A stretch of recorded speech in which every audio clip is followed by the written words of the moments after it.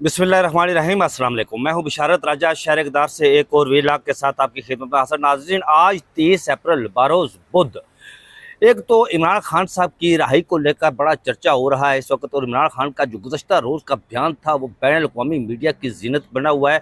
बैनुल-अक़वामी media ने इसको breaking news के तौर पर चलाया। वो अमेरिका से लेकर ऑस्ट्रेलिया तक, बरतानिया से लेकर यूरोप तक और हिंदुस्तान के में ब्रेकिंग न्यूज़ के तौर पर चलाया गया। जैसे ही इमरान खान साहब का ट्वीट आया तो रात गे हिंदुस्तान के तमाम टीवी चैनल्स ने उसे ब्रेकिंग न्यूज़ के तौर पर चलाया। और इस हवाले से अमेरिका ने इमरान खान साहब की रहाई के लिए एक इंतहाई अहम कदम उठा लिया है। वो कदम आप ये जानकर हैरान रहेंगे कि बिल आखिर अमेरिका इमरान खान की रहाई के लिए उससे संजीदा कोशिश शुरू कर दी है। एक तरफ तो ये, दूसरी तरफ जो जजेस तबादला केस जो इस वक्त सुप्रीम कोर्ट ऑफ पाकिस्तान में आज उसकी समाअत थी, वजारत कानून की तरफ से या हुकूमत की तरफ से आप कह सकते हैं कि जो जजेस तबादला के लिए समरी भेजी गई थी उसमें हुकूमती blunder supreme court of Pakistan के सामने खुलकर सामने आ गया। और हुकूमती ब्लंडर की हंडिया बीच चुराहे फूट पड़ी, जिस पर जस्टिस मोहम्मद अली मजहर और जस्टिस सलाहुद्दीन पंवर जो उस बेंच का हिस्सा है, जस्टिस नईम अख्तर अफगान जो उस बेंच का हिस्सा है, उन्होंने इस बात का एतराफ़ किया कि हुकूमत की तरफ से जो जजेस तबादला के लिए समरी मूव की गई थी वजारत कानून की तरफ से, उस पर ब्लंडर सामने आया है। वो आपके सामने रखेंगे और फिर आपको ये बताएंगे कि ये कहा गया कि 24 से 36 घंटे बहुत अहम है, अपनी सफ़े सीधी कर लें। इस पर बात की गई है कि आने वाले 24 से 36 घंटे इंतहाई इंपॉर्टेंट है, इंतहाई अहम है। जैसे आप किसी जगह जाते हैं तो कहते हैं कि भाई सफ़े सीधी कर ले, बहुत मुश्किल वक्त आने वाला है, और ऐसा ही कुछ इंतबाह किया गया है हुकूमत पाकिस्तान की तरफ से। और रात गे वज़ीर इत्तलात को 2 बजे वो टीवी पर आए और उन्होंने कहा कि हमें इत्तलात मिली है कि हिंदुस्तान और पाकिस्तान पर जरयत कर सकता है। इस हवाले से तमाम तर सूरत हाल आपके सामने रखेंगे, लेकिन सबसे पहले मैं इस मामले को लेकर चलता हूं कि नाज़रीन, आपको जो जजेस ट्रांसफ़र वाला मामला था इस्लामाबाद हाई कोर्ट में, जिस तरह बाकी दिगर अदालतों से जजेस को ट्रांसफ़र करके लाया गया, यहाँ पर पंजाब से लाया गया जस्टिस आजकल तो कायम चीफ जस्टिस बने हुए हैं, जस्टिस सरफराज डोगर, जस्टिस खादम सुमरो सिंध से और जस्टिस आसफ का ताल्लुक बलूचिस्तान से है। उन्हें यहाँ पर इस्लामाबाद हाई कोर्ट में जब लाया गया तो इस्लामाबाद हाई कोर्ट में लाने के बाद जजेस की सीनियरिटी का मामला एक खड़ा हो गया, इशू खड़ा हो गया। 26वीं आईनी तरमीम लाई गई तो 26वीं आईनी तरमीम में ये बातें मुहिम रखी गई थी। गो के 73 का जो आइन है उसमें जजेस की ट्रांसफ़र का मामला है, उसमें आइन का आर्टिकल 200 है, लेकिन आइन का आर्टिकल 194 तो कहता है कि किसी जज का तबादला किसी दूसरी हाई कोर्ट में किया जाए तो वो जज वहां जाकर हल्फ उठाता है। लेकिन 26वीं आईनी तरमीम में इस मामले को सरे से छेड़ा ही नहीं गया। ये गुज़श्ता रोज़ की जब समाअत हुई थी तो ये बात सामने आई थी। जस्टिस मुनीर मलिक ने ये बात गुज़श्ता रोज़ अपने दलाइल में ये सामने रखी थी, और आज मुनीर मलिक जो इस्लामाबाद हाई कोर्ट के वकील हैं, उन्होंने जब अपने दलाइल का आगाज़ किया तो उन्होंने दलाइल जैसे शुरू किए तो जस्टिस मोहम्मद अली मजहर जो बेंच की सरबराही कर रहे हैं, उन्होंने मुनीर मलिक को कहा कि आज आप कोशिश करें कि अपने दलाइल मुकम्मल कर लें, क्योंकि दिगर वकला ने भी इस पर दलाइल देने हैं, उनका भी टाइम लगेगा, उनका भी वक्त लगेगा।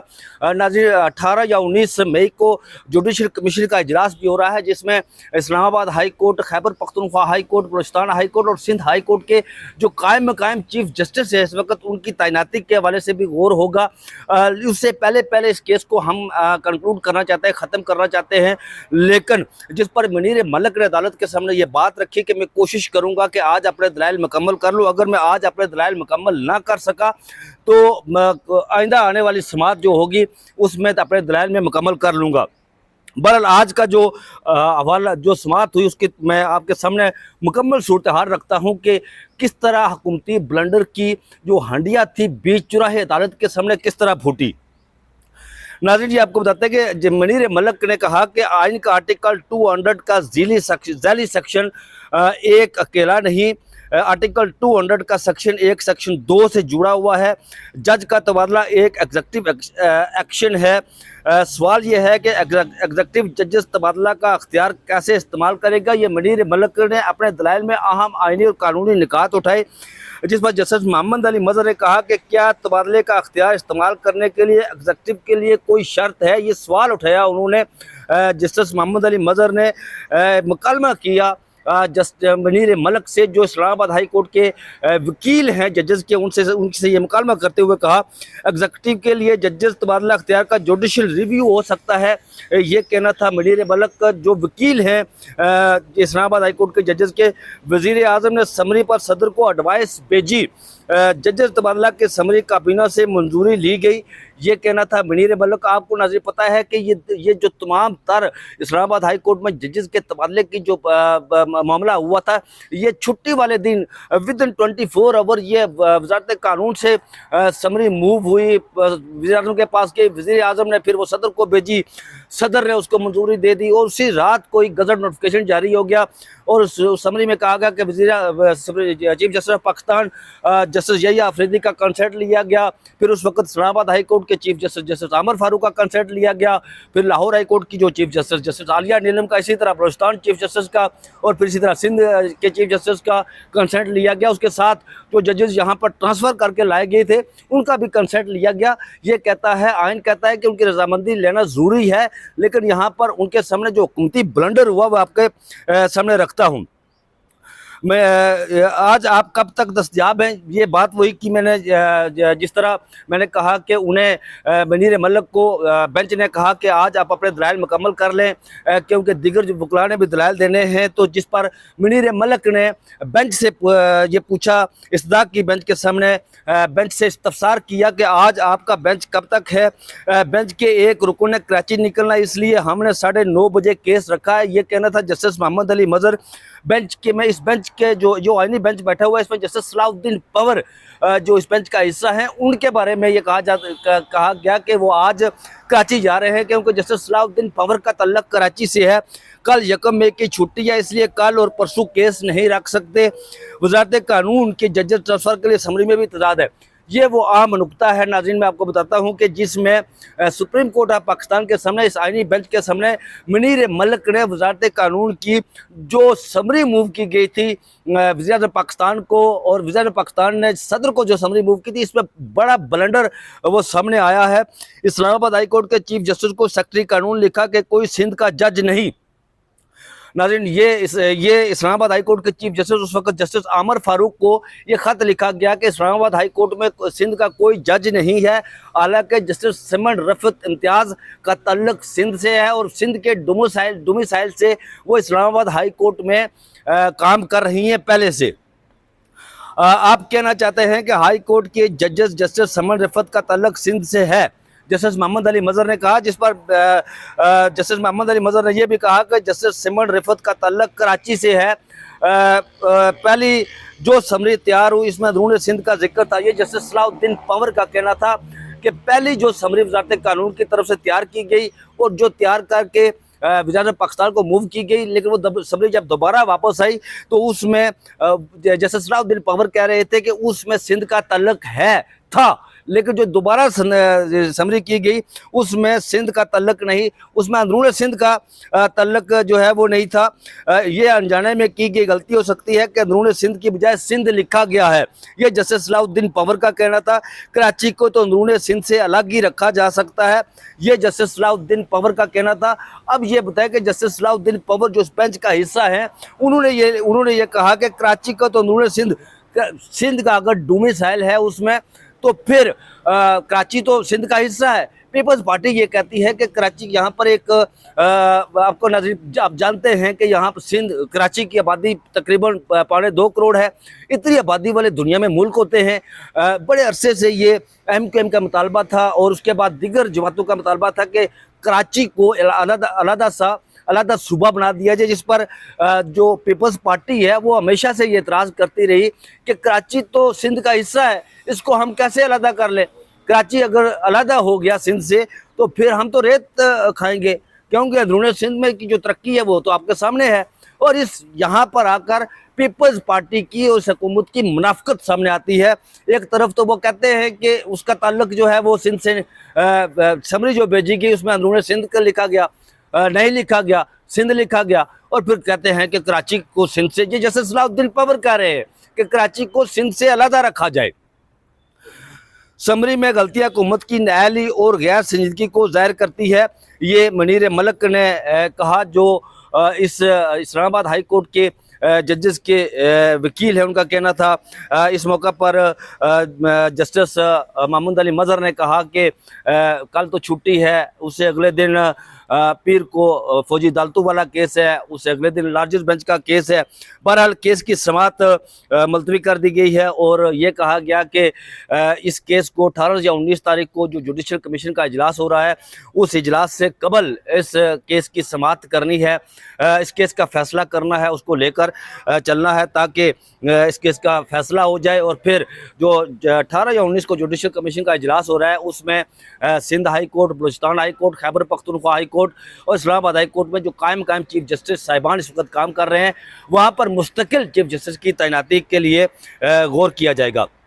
تو ناظرین، میں اگلی خبر کی طرف آتا ہوں جس میں کہا گیا کہ 24 سے 36 گھنٹے بڑے عام ہیں، اس میں اپنی صفحے درست کر لے۔ یہ رات کو تقریباً کوئی 1:45 بجے وزیر اطلاعات جو پاکستان کے وزیر اطلاعات ہیں عطا تارڑ صاحب، وہ ٹی وی چینل پر آئے اور انہوں نے ایک پریس کانفرنس کی اور کہا کہ ہمیں اطلاعات ملی ہیں، ہماری ایجنسیز کی طرف سے رپورٹ دی گئی ہے کہ اگلے 24 سے 36 گھنٹے بڑے اہم ہیں، ہند جارحیت کر سکتا ہے، کہیں وہ حملہ بھی کر سکتا ہے۔